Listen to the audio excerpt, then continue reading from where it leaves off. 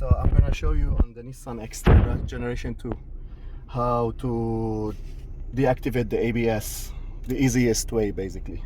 So you turn off the car, okay? Here in the glove box you open, and then maybe your legs, there is a notch here. Okay, so you see this one, this one, we remove it. It's like, I don't know how to call it. Basically, it's the tool to remove the small fuse. And then we go to the front. Let's go to the front, baby. We open the hood. Let's go to the front. Really, John.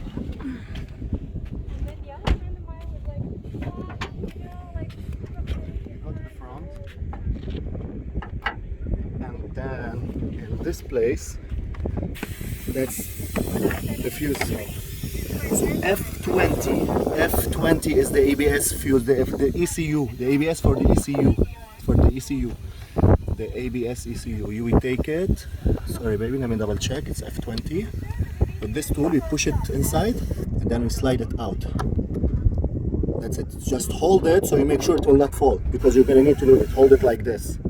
That's how you hold it. And then you close this one, remove it, and it's done. Your ABS is deactivated now. The ABS is deactivated, and let's go inside to show you what it says now, what the car says. So You find the go ESP inside. switch here? And then when you turn on the car now, so of course you already put your 4 high or 4 low or wherever you want, because now it will not show you the transfer case status. And when you turn on the car, it will say the ABS is deactivated, and basically the car is gonna go insane.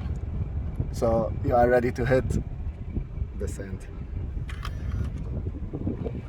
Let's go.